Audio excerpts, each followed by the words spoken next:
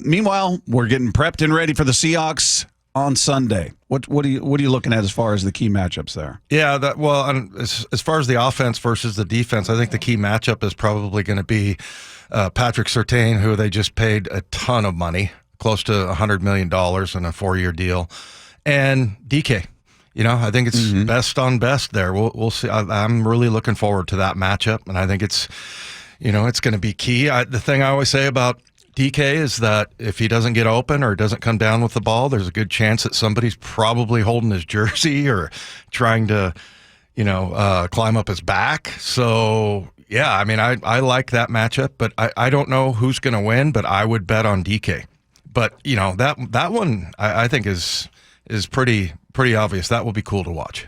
Yeah, I'm excited just to see him this season and see, do they unleash him? Do they try to exploit his size and strength advantage they didn't last year? Yeah, well, they kind of really haven't through his career, if we're being honest. I mean, yeah, you look at his numbers and he's been very productive despite not getting a ton of opportunity when you feel like, man, he's there. Let him go up. You've brought it up a number of times, a jump ball. Let him go up against that guy.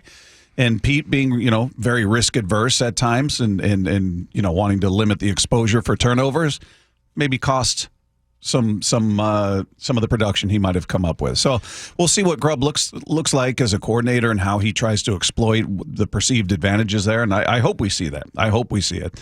What about the other side, though? When you look at the Seahawks defense, I'm even more eager to see that because I really do think this is – we've talked about this over and over, but the defense has just been so bad over the years, the past few years, and last year it just felt like it kind of really hit rock bottom.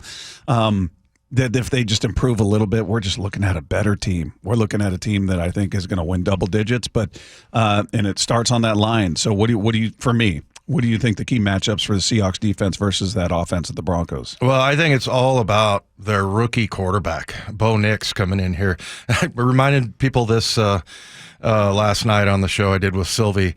He did go to Oregon.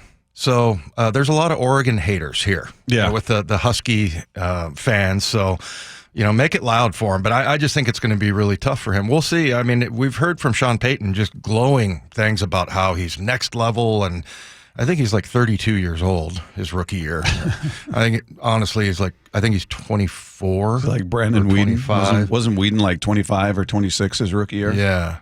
So, he's played a lot of football. And like I said, Peyton has been raving about him, but I don't know. I just think this crowd's going to get to him. I think the way they rush the passer, I think it's going to be, for him, pre-snap. I mean, we've seen what they're doing, and we haven't seen all of it. You're going to see defensive backs up on the line. You're going to see, defensive linemen, shifting around and playing all different positions. Don't say dropping into coverage, Dave. Yeah, they will do that, but they do it differently. They do it differently, and we'll get into that with the linebackers. But man, it's so much different from last year's defense. So I think that's going to be something that maybe the biggest matchup is how much can they rattle Bo Nix. Yeah. Geno Smith was talking about, what stands out when he takes a look at that Broncos defense. They have a bunch of guys on that side of the ball, a couple guys that we know. Cody Barton's over there now. Pat Surtain, who's one of the better corners in the league. Congrats to him on getting paid. They have a scheme that we're pretty familiar with, just in, being able to see it in practice and stuff the past few years. And so I'm pretty sure they're going to have some new wrinkles in there, some things we haven't seen on tape, some things that, we might not have expected, but that's always the game. You got to be ready for it, and you got to use your rules. And so, just looking forward to going up against a really stout defense. You notice he said tape? Yeah, did he? You and I got a lot of heat from our listeners for saying tape. That's an old head term, apparently. But no, in all seriousness, I'm curious. Obviously, you've been through season openers, a number of 9 seasons. You did it. What do you have to go on? How much of the preseason are you actually watching from your opposition?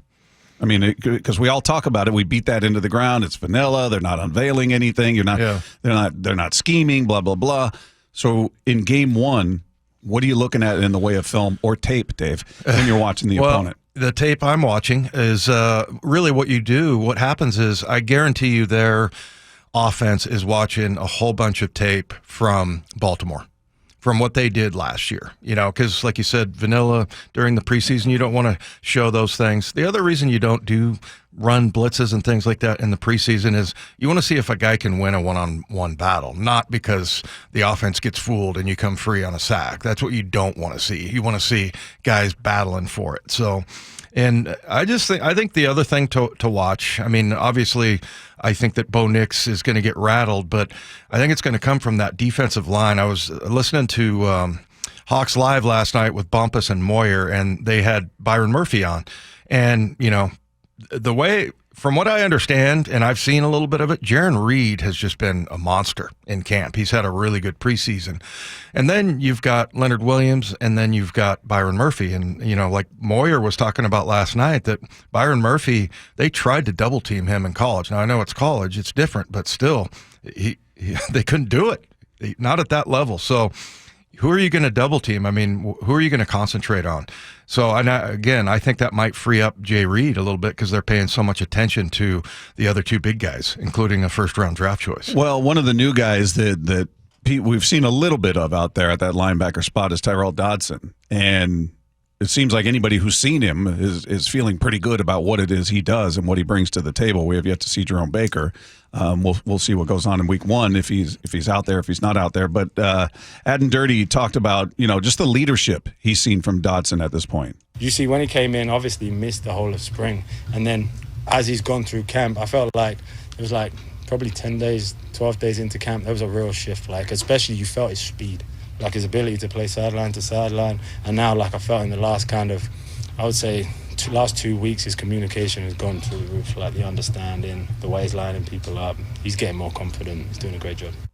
Yeah, I was asked this question about Tyrell Dodson and Jerome Baker, like, how tough is that going to be, those guys playing together because they haven't played together? It's not ideal, obviously, but I think you can get that done by, I mentioned this last night, that in 1990, the last 8 games, there was 8 different iterations of the linebacker core. I mean, it was a different guy starting every week, and the weeks go by and they feel like a month basically because you put so much time in and you're around each other. The other thing is that from what I understand, Dodson and Baker have been standing next to each other at practice, in film sessions, just talking it through. But yeah, we haven't seen Jerome Baker, but guy has over 600 tackles in the NFL and he's got over 80 starts. So like I said, it's not ideal, but I don't think that that's going to be any kind of a problem. And then the other thing is that stands out, Tyrell Dodson, he can fly. This guy's so Is it Terrell fast. or Tyrell? I heard it was Terrell. Okay. So anyway, yeah, I thought it was Tyrell, but anyway, he can cover.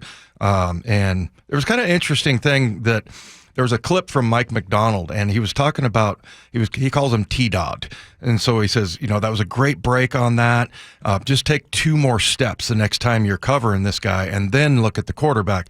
That's exactly what he did in the Cleveland game where he almost got that interception. Moyer was pointing that out last Friday, that he took a couple of steps because you want to make sure that you're going on the same route as the receiver. You don't turn around and you can kind of drift away from the receiver. And I was like, wow, that's a coaching point that actually played out on the field. And players love that. Mm-hmm. They love that. They love that, help me get better. Yeah. So anyway, that's just one example of how you can see the coaching that's coming from Mike McDonald.